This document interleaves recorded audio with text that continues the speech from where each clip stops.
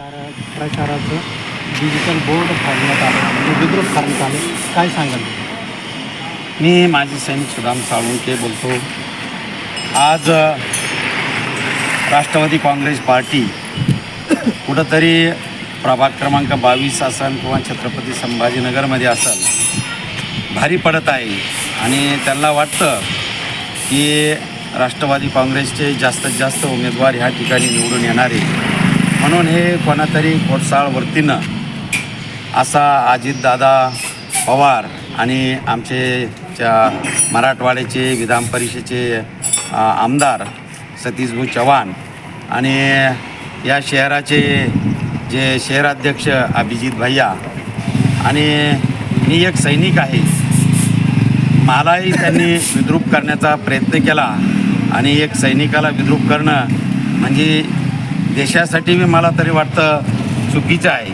असं त्यांनी करायला नाही पाहिजे होतं. त्यांनी विचार करायला पाहिजे होते या गोष्टीवर की आपण जे करतो हे कृत्य हे वाईट आहे की चांगलं आहे, आणि जे कोणी असं कृत्य करीत असेल मला तरी वाटतं त्यांनी त्यांचा पूर्ण विचार करायला पाहिजे आणि परत तरच करायला पाहिजे होतं.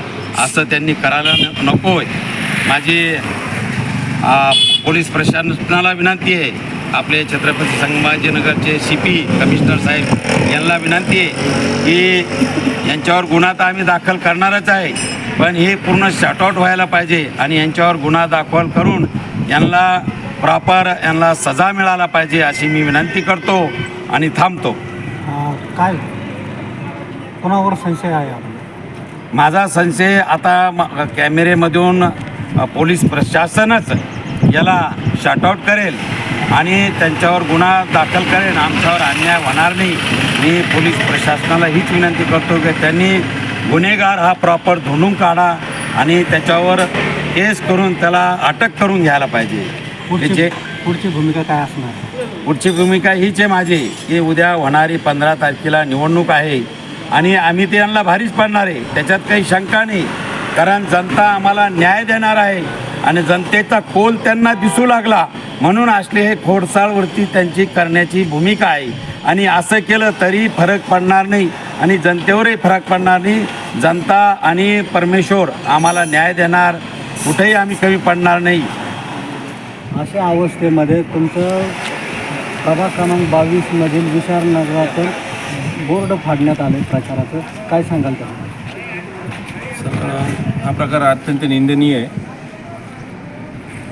याच्यातून लक्षात येते की आज राष्ट्रवादी काँग्रेस पक्षाची इथे किती मोठी ताकद निर्माण झालेली आहे. कारण ज्यांनी पण हा प्रकार केला,